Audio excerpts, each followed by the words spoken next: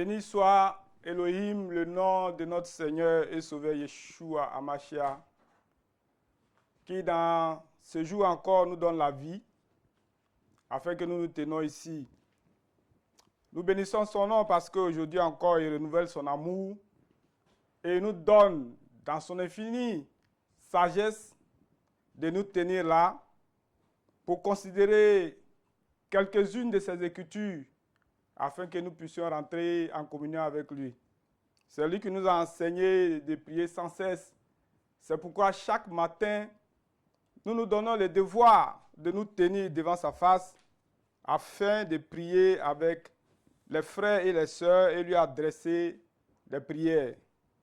Aujourd'hui encore, nous sommes là, nous sommes le lundi 6 juillet 2026 et nous nous efforçons chaque jour de tout faire pour obéir à la parole d'Elohim. Aujourd'hui, nous allons considérer une écriture, quelques-unes, pas une seule, dans le livre de Matthieu et essayer de voir la concordance, le lien avec cette écriture de Matthieu 24 avec d'autres écritures de la Bible, que ce soit dans le Nouveau, que ce soit dans l'Ancien. Alors nous allons lire le livre de Matthieu, chapitre 24. Nous allons considérer les versets 1 et 2. Et nous allons lire une petite partie du verset 3. Matthieu 24, donc prenez avec moi s'il vous plaît. Matthieu 24, les versets 1 et 2. Il a écrit ceci dans la Bible. Matthieu 24, verset 1 que je lis. Comme Yeshua, je lis dans la version Louis II, la version Scofield.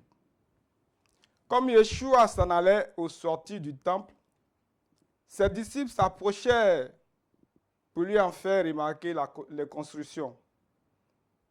Mais il leur dit, voyez-vous tout cela? Je vous le dis en vérité, il ne restera pas ici pierre sur pierre qui ne soit renversé. Le verset 3, nous allons lire une partie. Il s'assit sur la montagne des Oliviers. Donc voici ce que dit l'Écriture. Quand il a fini de répondre aux préoccupations, à la remarque de ses fidèles, de ses disciples, il leur a dit, voyez-vous tout cela? Je vous le dis en vérité, il ne restera pas ici pierre sur pierre qui ne sera renversé. Et le Seigneur est allé et s'est assis sur la montagne des Oliviers. Pour ceux qui connaissent notre Seigneur, pour ceux qui l'ont côtoyé, pour ceux qui connaissent, qui sondent les Écritures, nous savons que notre Seigneur, quand il parle, quand il agit, tout ce qu'il fait a un sens profond. Et ses disciples, j'imagine, ont dû souffrir. Il leur fallait être concentrés. Il leur fallait être consacrés même. Il leur fallait être toujours attentifs à ce qu'il fait. Et quand un maître comme ça, qui dit des choses et qui a les choses qui ont toujours un sens, et qui dit que le temple dans lequel tout le monde vient prier sera détruit, la question, l'explication, le sens de ce qu'il vient de dire est important. Et lui va jusqu'à s'asseoir sur la montagne des Oliviers, lui le grand maître. Donc ses disciples, le connaissant, si nous lisons la suite, se sont précipités pour le prendre et puis lui poser des questions sur ce qu'il vient de dire. Et ils avaient raison, parce que, souvenons-nous, dans sa vie sur terre, à un moment, les scribes, les pharisiens, les sadduciens, tous les docteurs de la loi, même les souverains sacrificateurs, passaient leur temps à lui poser des questions, mais pas pour comprendre. La Bible dit que c'est pour l'éprouver, c'est-à-dire c'est pour le sonder, sa connaissance, c'est pour le prendre au piège, c'est pour le honir. Il pose des questions, mais pas pour comprendre. C'est pour le prouver. C'est pourquoi, à chaque fois, comme ses disciples ont remarqué qu'à chaque fois il donne des réponses et que les gens ne pouvaient pas le prendre en erreur, les gens ne pouvaient pas le confondre. Et à chaque fois qu'il fait ces choses, les disciples le prennent à côté et ils lui disent, Maître, qu'est-ce que cela veut dire, ce que tu viens de dire? Mais ici, dans ce cas aussi, où il annonce la destruction du temple, il était important pour les disciples de le prendre, de le voir et de lui demander les explications. Maintenant, le Seigneur, il avait plusieurs façons, il avait une façon d'évoluer. Il a accepté les questions, il a donné les réponses. Mais à un moment, lui-même, il a commencé à poser des questions aux Sadducéens, aux scribes et aux pharisiens. Et donc, à partir de ce moment, nous allons voir Matthieu 22. Matthieu 22, les versets 41 jusqu'à 46. Ce n'est pas long. Hein? Matthieu 22, 41 jusqu'à 46. Nous n'allons pas à Matthieu 22. Nous allons lire. À partir d'un moment de sa vie, nous allons voir ce que le Seigneur a décidé de faire. C'est-à-dire, lui-même maintenant, il a commencé à poser des questions. Étant fatigué de ces pharisiens, de ces docteurs de la loi, qui sont assis dans la chair de Moïse, mais qui n'ont pas la révélation, le Seigneur a commencé à poser les questions.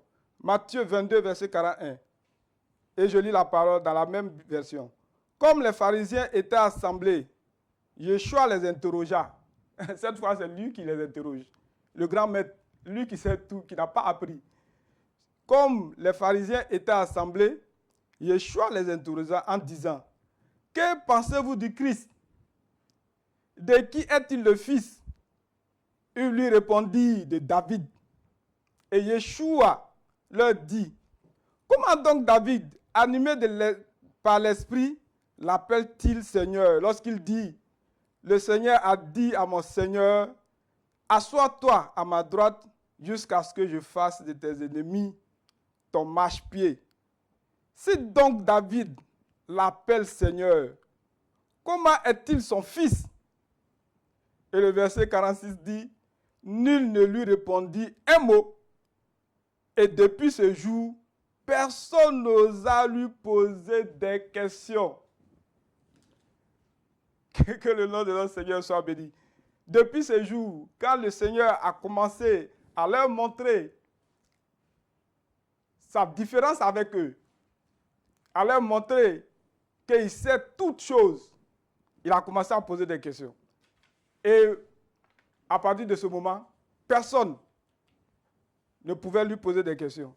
À tel point que, si nous prenons le livre de Jean, le chapitre 7, au verset 45 jusqu'à 46, nous allons lire, ce n'est pas long, c'est des versets qui ne sont pas longs.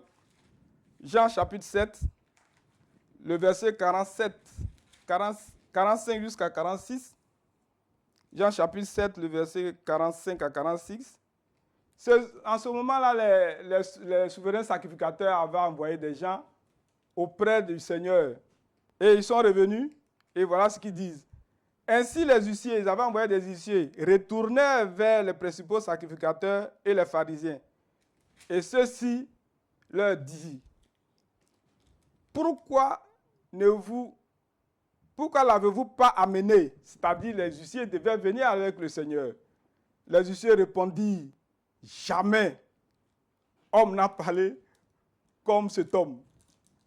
Jamais personne n'a parlé comme cet homme. Et donc, ils se sont rendus compte eux-mêmes de leur insuffisance devant le Seigneur.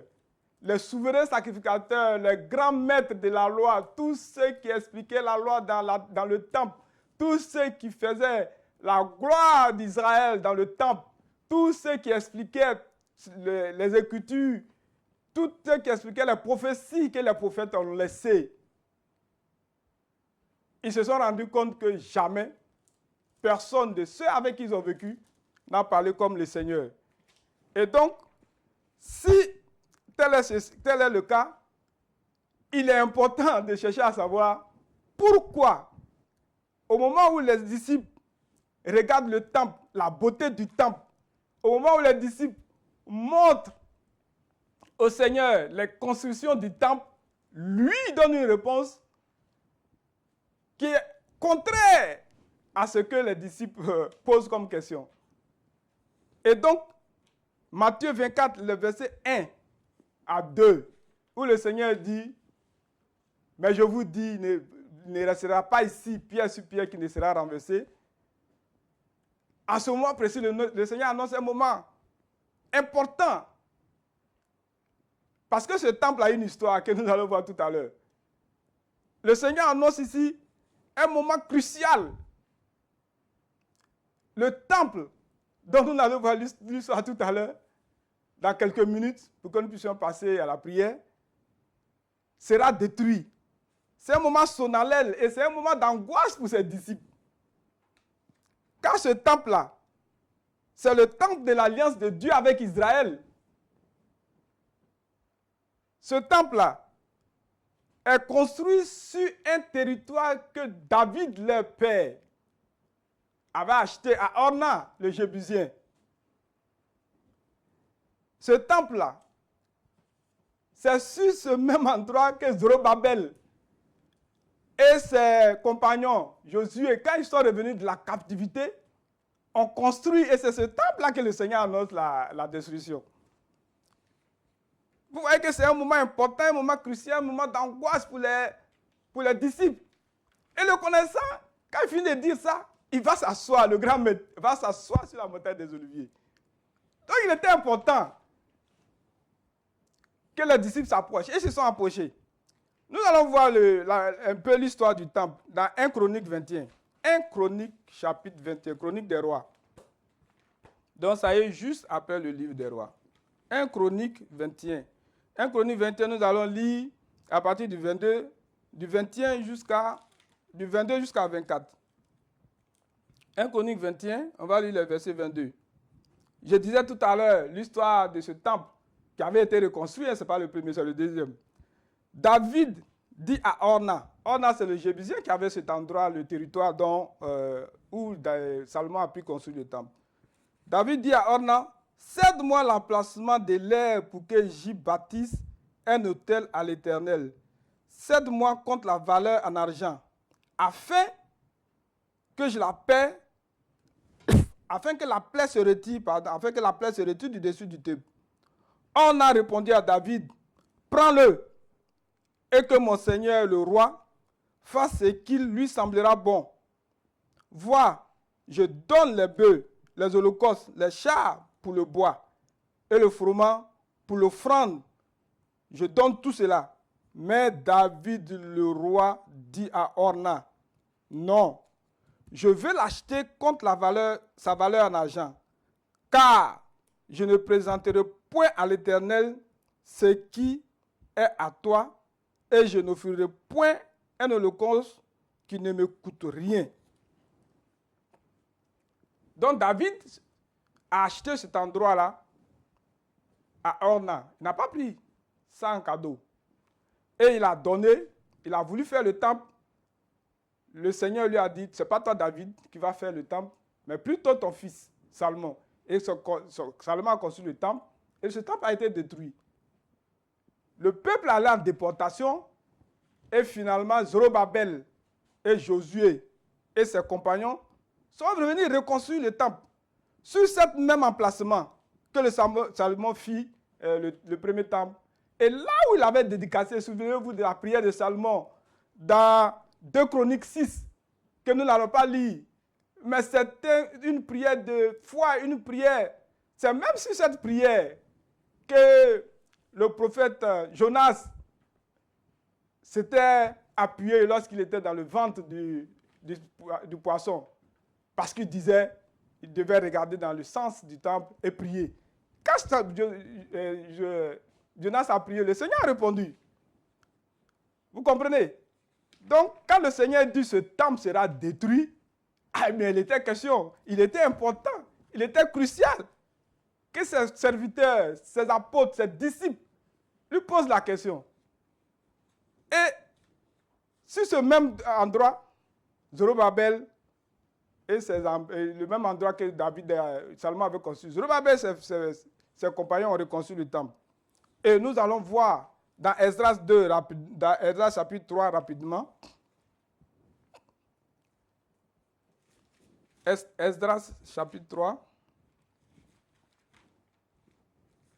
Esdras 3, prenez avec moi les versets 8 jusqu'à 11, c'est pas long.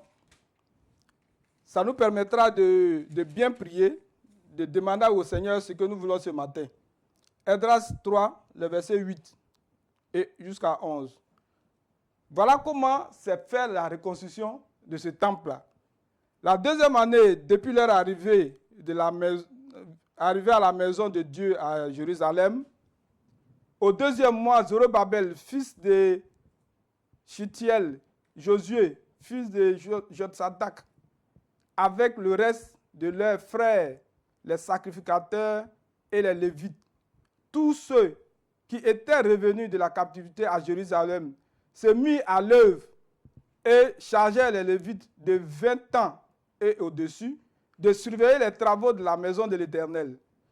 Et Josué, avec ses fils et ses frères Kadmiel, avec ses fils de Juda, les fils de Anadad, avec leurs fils et leurs frères les Lévites, se préparèrent tous ensemble à surveiller ceux qui travaillaient à la maison de Dieu.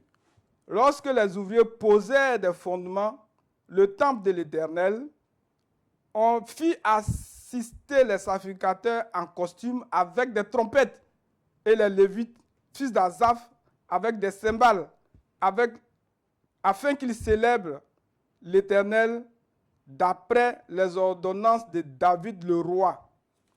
Au verset 11, ils chantaient, célébraient et louaient l'Éternel par ses paroles, car il est bon, car sa miséricorde pour Israël dure à toujours, et tout le peuple poussait de grands cris de joie en célébrant l'Éternel, parce qu'on posait les fondements de la maison de l'Éternel. Donc c'est ce temple-là que Zorobabel et ses compagnons de la captivité ont reconstruit dans des moments fâcheux, parce qu'à la suite, nous allons voir que les hommes de la région voulaient les aider, ils ont refusé, mais d'autres problèmes se sont posés. Mais ils ont reconstruit quand même, avec vigilance, avec joie, comme ici le disent les Écritures. Mais c'est ce temple que le Seigneur annote la description. Vous comprenez? Donc, aujourd'hui encore, nous qui sommes dans la vie, nous qui sommes des chrétiens, nous qui sommes les enfants de Dieu, ce temple-là, c'était la fierté d'Israël. Ce temple-là, c'est dans ce temple que les judaïsants, les Juifs attendaient leur Messie. C'est dans ce temple-là. Ce temple a été construit selon même le modèle que David avait eu, que l'ange lui avait donné. Et si vous voyez, c'est l'ange même qui a indiqué l'endroit où il fallait construire. Mais le Seigneur vient et à un moment, il dit à ses disciples qui étaient contents du temple, qui attendaient le Messie, qui attendaient que toutes les prophéties s'accomplissent. Et il dit, vous voyez, ici, il ne restera pas pierre sur pierre qui ne sera renversée. Mais c'est une question, c'est une situation difficile. C'est une situation difficile. Donc, comme nous venons de le voir, ce n'est pas une situation où il fallait prendre à la légère. C'est une situation, c'est une déclaration que les disciples ont eu raison de considérer. C'est un moment important, c'est un moment crucial, c'est un moment d'interrogation. Maintenant, nous, qui sommes au service du Seigneur, ce même problème, nous pouvons l'avoir, certainement que nous l'avons. Les disciples considéraient la construction du temple. Nous pouvons considérer autre chose dans la vie ce matin-là. Ce matin du lundi 6 juillet. Nous pouvons avoir les yeux sur autre chose. Mais est-ce que c'est la vision du Seigneur? Est-ce que c'est sur ça que les yeux de notre Seigneur sont portés? Ce matin, aujourd'hui lundi, nous pouvons avoir des considérations. Mais est-ce que ce qu'on a comme considération, nos priorités, est-ce que ça rencontre la volonté du Seigneur? Voilà une situation que à laquelle nous devons répondre. Voilà une situation que nous devons considérer. Voilà une situation à laquelle nous devons faire face. Est-ce que nos considérations, nos priorités de ce jour et des jours à venir, est-ce que ça rencontre la volonté du Seigneur? Et donc vous voyez, quand le grand maître lui-même, il finit une déclaration et va s'asseoir sur la montagne des Oliviers, les disciples ont couru. Aujourd'hui encore, nous allons courir vers notre Seigneur pour lui demander quelle est l'importance aujourd'hui. Qu'est-ce qu'il nous faut aujourd'hui, Seigneur? Dis-nous. Comment nous devons nous comporter? Quelles sont nos priorités, Seigneur? S'il te plaît, dis-le nous. Et nous allons le faire comme les disciples l'ont fait, en commençant par l'adorer. Nous allons adorer notre Seigneur quelques minutes. Nous allons lui dire qu'il n'y a point d'autre Dieu que lui. Nous allons dire qu'il n'y a point de Dieu semblable à lui. Nous allons lui dire que c'est le Dieu de l'alliance. Qu'il se souvienne, Seigneur, que cette fois, l'alliance qu'il a faite, c'est une alliance inconditionnelle. Et que nous sommes des hommes. Adorons notre Seigneur. Nous allons le faire peut-être une dizaine ou moins, ou bien plus, en fonction de ce que le Seigneur nous donnera.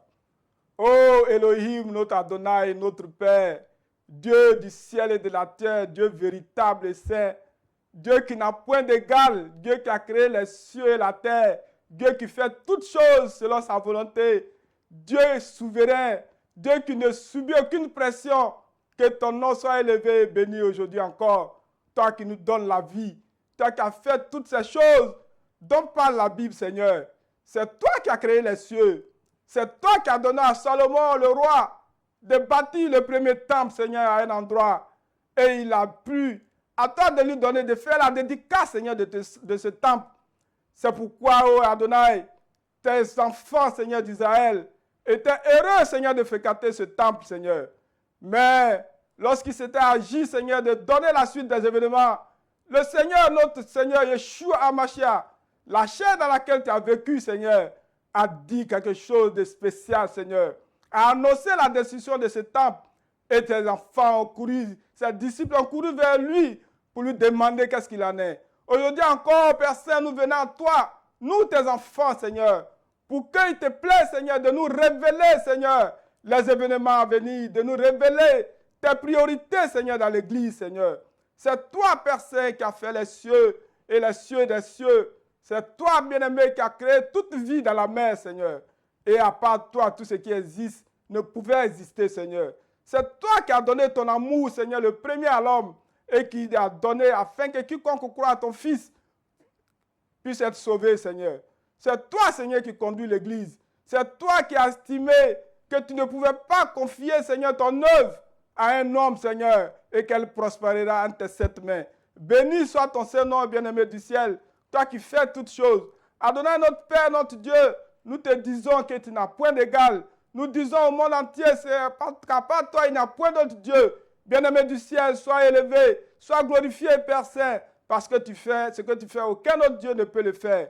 Nous considérons que c'est toi, Seigneur, qui conduis toutes choses. Et nous avons foi en cela, Seigneur. Nous savons, Seigneur, que toi, quand tu dis cela, s'accomplit. Nous savons, Père Saint, que tu as des caractéristiques que les autres dieux n'ont pas, Seigneur. Toi, tu connais la fin avant le commencement. C'est toi qui as connu le prophète depuis le ventre de sa maman, Seigneur. C'est toi, Père Saint, qui as donné, Seigneur, à ton Église, Seigneur, d'être pendé, Seigneur, dans Actes chapitre 2. Adonai, notre Père, c'est toi qui donnes la révélation. Et ce matin, nous venons à toi, Seigneur, comme les disciples de notre Seigneur Yeshua, pour te demander, Seigneur, ce qu'il en est, Seigneur, de notre vie, ce qu'il en est, Seigneur, de l'œuvre, Seigneur. C'est pourquoi, Père Saint, fais grâce à Adonai ce matin encore, parce que, Seigneur, si tu nous abandonnes, aucun autre Dieu ne peut le faire. Souviens-toi, Seigneur, de la prière de ton prophète Salomon, quand il a fini de faire le temple, Seigneur. C'est toute cette prière, Père Saint, que le prophète Jonas, Seigneur, s'est appuyé, Seigneur, pour faire la prière afin qu'il sorte, Seigneur, du poisson. Adonai, ce matin encore, Père Saint, fais grâce à tes enfants. Fais grâce parce que tu n'as point d'égal. C'est toi qui conduis toutes choses, bien-aimé du ciel. C'est toi, Elohim, notre Père, qui donne la vie, Seigneur, à l'homme, Seigneur. C'est toi qui as mis l'atmosphère, Seigneur, sur cette terre. Cette atmosphère qui n'est point ailleurs, Seigneur. C'est toi qui as donné l'oxygène pour que nos poumons, Seigneur, puissent respirer, pour que l'homme puisse vivre sur cette terre.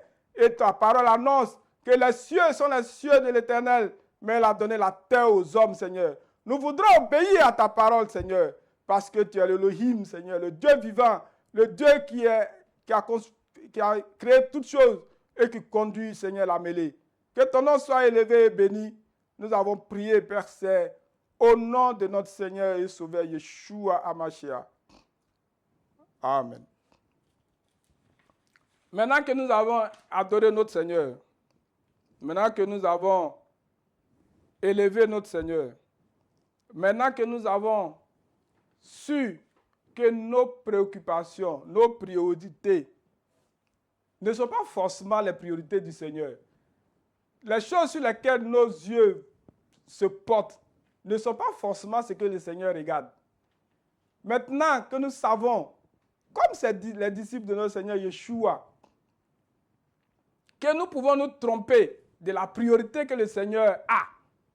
Parce qu'eux regardaient le temple, la beauté, ce temple dans lequel les pères et les pères de leurs pères ont fait le sacrifice, ont fait le sacerdoce, ont fait le service. En ce moment précis, ce n'était pas la priorité du Seigneur. Le Seigneur avait autre projet. Et ce projet, il leur a fait connaître quand ils ont posé la question. Même s'ils n'ont pas, je suis sûr qu'ils n'ont pas compris tout. Dans Matthieu 24 et la suite, quand il a déployé tout le plan du salut, Seigneur. Aujourd'hui encore, Seigneur, fais-nous grâce et nous venons à toi. Nous allons donc, frères et sœurs, ensemble, avec cette connaissance, maintenant que nous nous sommes rendus compte que nos priorités ne sont pas forcément les priorités de notre Seigneur, nous allons lui demander de faire grâce à l'Église. Nous allons donc prier pour l'Église. Et nous allons prier pour Israël. Nous allons prier pour le chrétien, pour le soutien de tous les chrétiens à travers le monde entier. Parce qu'en ce moment précis, il y a des parties du monde. De la même façon, nous sommes libres ici et nous faisons nos prières. Il y en a des nôtres qui ne sont pas en paix. Donc nous allons demander au Seigneur, nous allons prier pour l'Église. L'Église entière, dans le monde entier. Nous allons prier pour Israël dans la même prière. Et nous allons prier pour le soutien de tous les chrétiens à travers le monde entier. Prions.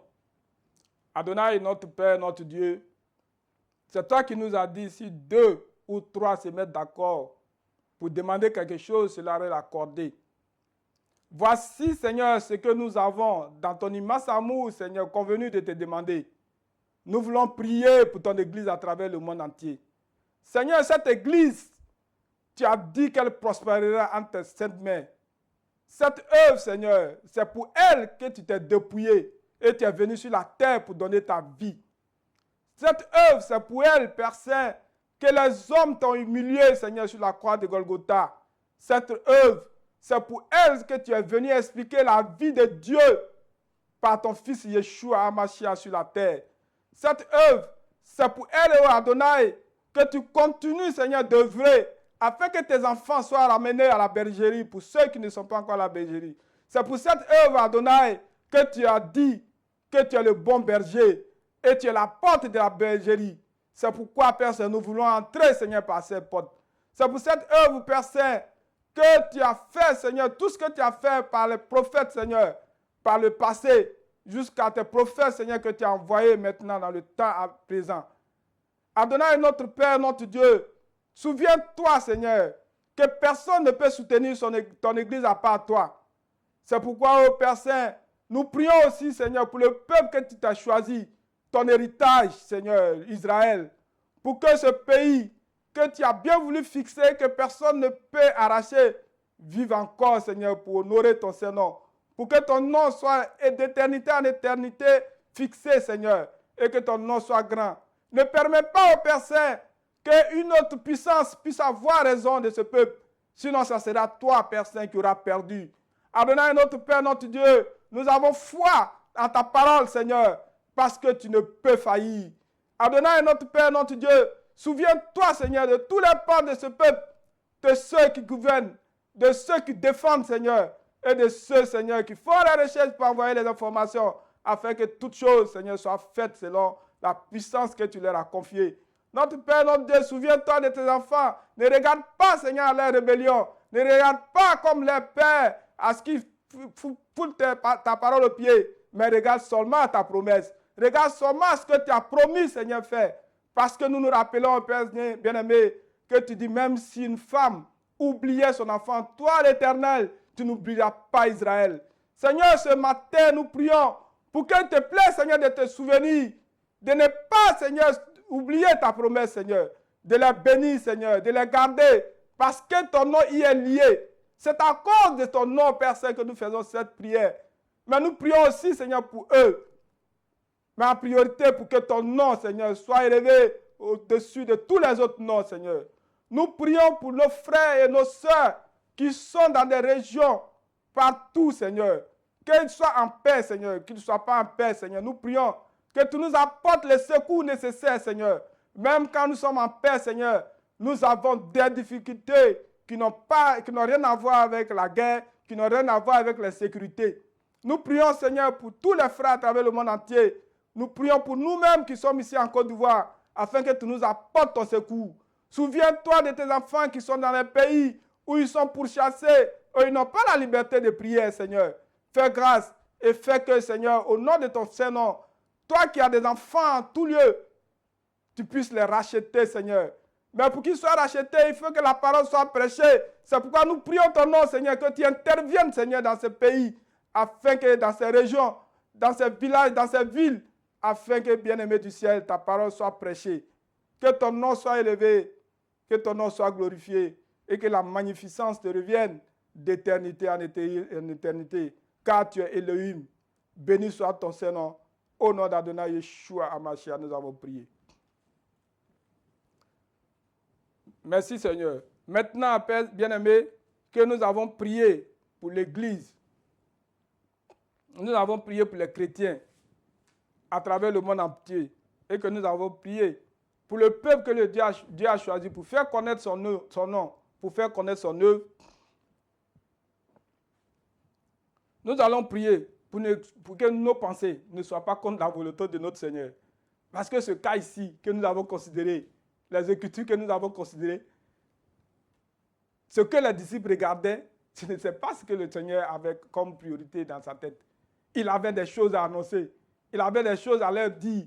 Il avait un événement grave. Le temple sur lequel ils comptaient, là où ils attendaient le Messie, ce temple-là devait être détruit. Ce temple qu'ils ont reconstruit en des temps fâcheux parce que c'est le deuxième temple. Le premier avait été détruit. Et ce temple-là, c'est ça qu'il annonce la destruction. Vous voyez que les pensées de ses disciples étaient contraires, étaient très loin. Et ça, nous pouvons le comprendre car la Bible dit que les pensées de Dieu ne sont pas nos pensées. Aussi éloignées que sont les cieux de la terre, sont comme ça. Les pensées de Dieu sont éloignées de nos pensées. Donc nous allons prier pour que nos pensées rencontrent la volonté de notre Seigneur. Il est important que nous le fassions. Nous allons prier pour que notre pensée rencontre la volonté de notre Seigneur, pour que nous fassions les choses comme le Seigneur le veut. Prions, frère. Adonai, notre Père, notre Dieu, nous bénissons ton nom ce matin encore, toi qui es Elohim, toi qui vis par toi-même, toi qui n'as point appris, toi qui n'apprends pas et qui n'apprendras pas. Adonai, notre Père, nous avons aujourd'hui considéré des Écritures qui donnent froid dans le dos, Seigneur. Les disciples étaient à côté de toi et ils apprenaient de toi. Mais nous avons constaté qu'en tout moment, toi, tu as été celui qui les enseignait. Mais souvent, ils ne comprenaient pas, Seigneur. Et tu te forçais jusqu'à leur dire, homme de peu de foi. Mais Seigneur, nous sommes des hommes, souviens-toi, que la nature humaine n'est pas la nature divine. C'est pourquoi il t'a fallu donner ton amour. Un amour inconditionnel pour que nous soyons sauvés. Ce matin, Seigneur, nous t'en prions. Donne-nous les pensées, Seigneur, que tu veux que nous ayons pour que nous puissions rencontrer ta volonté. Adonai, notre Père, souviens-toi de nous. Ne regarde pas, Seigneur, nos défauts. Ne regarde pas nos qualités. D'ailleurs, nous n'en avons même pas. Ne regarde pas nos façons de faire, bien-aimé du ciel. Mais donne-nous seulement ta volonté, bien-aimé. Donne-nous, Seigneur, les idées, les pensées nécessaires pour que nous puissions rencontrer ta volonté. Ne nous laisse pas, Seigneur, jusqu'à venir nous taxer de peu de foi. Mais donne-nous la foi, augmente-nous la foi, Seigneur, à ce que tu fais, bien-aimé. Augmente-nous la connaissance, Seigneur, dans la connaissance, Seigneur, de ton œuvre, Seigneur, afin que nous ne soyons pas à côté de la plaque. Oh, Adonai, souviens-toi que c'est pour nous, Seigneur, que tu as quitté ton trône et que tu es venu sur cette terre. Souviens-toi que c'est notre incapacité qui a fait que tu es venu toi-même pour sauver l'homme. Adonai, ne confie pas, Seigneur, comme tu l'as promis, que tu ne le feras pas, ne confie pas notre vie à des hommes, Seigneur. Mais nous voulons venir à toi aujourd'hui, ce matin encore. Nous voulons venir comme tes disciples, te demander qu'est-ce qu'il en est du moment. Comme tu disais au prophète, sentinelle, qu'en est-il de la nuit? Nous voulons dire, sentinelle, oh notre Père, toi qui es notre sentinelle, qu'en est-il de la vie? Instruis-nous, Adonai. Qu'en est-il de la vie, Seigneur? Oh bien-aimé du ciel, il n'y a que toi qui peux nous instruire. Qu'en est-il de la vie? Donne-nous de ne pas avoir des pensées éloignées de ta volonté, Seigneur. Ce matin, nous venons encore à toi, comme tes disciples sont venus lorsqu'ils étaient allés t'asseoir sur la montagne des Oliviers, parce qu'ils savent que tu ne dis rien en vain, que tu ne fais aucun geste en vain, et ils sont venus te voir. Seigneur, explique-nous, ce matin nous sommes là, explique-nous notre vie, explique-nous comment nous devons conduire les choses, explique-nous comment nous devons te servir. Oh Adonai, souviens-toi que nous sommes des hommes, mais souviens-toi aussi que tu nous as donné le pouvoir de devenir tes enfants. Et ce caractère, cet attribut, ce pouvoir que tu nous donnes, Seigneur, fait que tu nous aimes, Seigneur. Souviens-toi de cet amour et instruis-nous, conduis-nous, Père Saint, selon ta volonté. Que ton nom soit élevé et béni. Nous avons prié et nous regardons en toi pour toute récompense. Au nom d'Adonai Yeshua Hamashiach, nous avons prié. Amen. Maintenant, frère, que nous avons demandé à notre Seigneur de nous aider dans cette vie pour ne pas que nous soyons à côté de sa volonté, pour ne pas que nous soyons à côté de la plaque, pour ne pas que ces choses que ses disciples ont vécues, ils ont dû souffrir. Dieu est dans une chair humaine. À chaque fois qu'il parle, tout le monde a reconnu qu'il n'est pas, cet homme, il ne parle pas comme les autres hommes. Jamais personne n'a parlé comme lui. Mais en réalité aussi, jamais personne n'a agi comme lui. Il est le seul qui a réveillé un mort, qui est mort depuis plus de 3 jours. Il est le seul qui a donné la vie à un mort, qui a dit Lazare sort, il est sorti. Ses disciples ont dû souffrir. Il leur fallait être concentré. Il leur fallait être attentif. Parce que c'était Dieu dans une chair. Nous allons prier encore. Lui qui est dans l'église, qui n'est pas physiquement avec nous, mais qui est dans l'église, nous allons prier pour les malades et nous allons prier pour toute infirmité. Frère, la stérilité est une infirmité. Le chômage, c'est quelque chose qui dérange. La maladie, le palu, c'est quelque chose qui te retient à la maison. Nous allons demander à notre Seigneur de chasser tous ces démons de nous. Prions, frère. Adonai, notre Père, notre Dieu, nous voici encore, Seigneur, devant ta face. Et nous t'exhortons, personne, nous te prions, avec larmes, Seigneur, de te souvenir de nous. Nous sommes encore sur cette terre, Seigneur, parce que tu le veux. C'est toi qui donnes la vie. Et il t'a plu de nous appeler à ton service. Seigneur, tu as dit que la moisson est grande, mais il y a peu d'ouvriers. Le peu d'ouvriers qui est dans ton œuvre, Seigneur, le diable, Seigneur, vient nous déranger. C'est pourquoi ce matin, oh Adonai, souviens-toi de notre nombre. Nous ne sommes pas nombreux. Et viens en notre secours, Seigneur. Nous chassons tous les démons de maladie, Père Saint, du corps de nos frères, de nos sœurs. Nous chassons, je chasse, Seigneur, tous les démons de maladie de mon corps, Seigneur, afin que je sois libre, Seigneur, pour te servir. Je chasse tous les démons de paludisme, les démons de cancer, les démons de diarrhée, toutes sortes de démons, Seigneur, je les chasse au nom d'Adonai Yeshua Hamashiach et je les amène dans les lieux arides où ils ne pourront plus troubler tes enfants. Je chasse le démon de la stérilité de nos frères et de nos sœurs, Seigneur. Tu n'as pas fait l'homme, Seigneur, pour être stérile. Tu n'as pas fait, encore même plus forte raison, tes enfants. Comment le Dieu du ciel, le Dieu vivant, son enfant peut être stérile? Oh Adonai, souviens-toi de ses frères. Souviens-toi de ses sœurs. Et nous chassons ces démons au nom d'Adonai Yeshua Mashiach.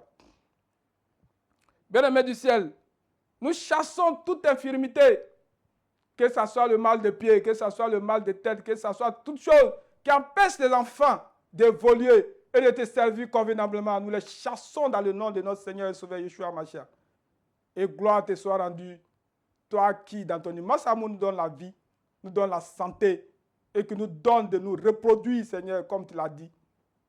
Te disons merci au nom d'Adonai Yeshua HaMashiach. Amen. Maintenant, nous sommes à la fin de cette séance de prière. Mais avant de partir, nous allons nous souvenir de cette situation que le Seigneur a créée exprès, de cette réponse que le Seigneur a donnée exprès à ses disciples. Il n'était pas obligé de leur dire, mais c'était pour leur dire, l'avenir sera difficile, apprêtez-vous. Et dans la réponse, il a dit beaucoup de choses afin d'instruire son Église. Aujourd'hui encore, nous sommes venus prier avec lui et nous allons repartir à nos activités. Nous allons repartir à la maison pour ceux qui ont travaillé la nuit. Nous allons donc lui confier la journée afin que dans son immense amour, il nous garde et qu'il veille sur nous, qu'il nous accompagne, qu'il soit devant nous, qu'il nous donne la foi nécessaire, qu'il nous donne l'intelligence nécessaire, qu'il bénisse cette journée. Prions au nom de notre Seigneur et Sauveur Yeshua HaMashiach. Nous bénissons ton nom, notre Père, notre Dieu. Toi qui nous fais grâce. Toi qui nous as aimés le premier. Toi qui as manifesté son amour alors même que nous étions sur des chemins détournés, afin que nous puissions venir à ton œuvre, Seigneur. Toi qui nous mettais en vie, Seigneur, pour que notre vie, notre délai que tu nous as donné puisse courir jusqu'à sa fin. Nous voici, Seigneur, nous sommes venus et nous t'avons exposé notre vie. Nous avons exposé ce que nous avons sur le cœur aujourd'hui et nous t'avons adressé des prières. Et nous sommes maintenant à la fin. Nous voulons te confier la journée afin que tu sois avec nous. Souviens-toi de ta parole qui dit, l'ange de l'Éternel campe autour de ceux qui craignent son Saint-Nom. Adonai notre Père, nous craignons ton nom. Et nous croyons que ta parole ne faillit jamais. C'est pourquoi nous prions que tu te souviennes de cette parole, de cette promesse que tu as faite, afin que ton ange qui est à côté de nous nous guide. Adonai, donne-nous l'intelligence et la sagesse, Seigneur. Bénis cette journée. Sois devant nous, Seigneur. Dispose toutes les personnes avec qui nous allons commercer. Dispose, Seigneur, que les méchants, Seigneur, soient soumis à ton autorité et que nous soyons, Seigneur, en collaboration, bonne collaboration avec eux et que nous puissions faire nos affaires de manière convenable, Seigneur, cette journée. Bénis, Seigneur, nos ennemis. Bénis nous-mêmes, Seigneur. Bénis nos enfants, bénis nos femmes, bénis toute la maison. Bénis ton Église à travers le monde entier.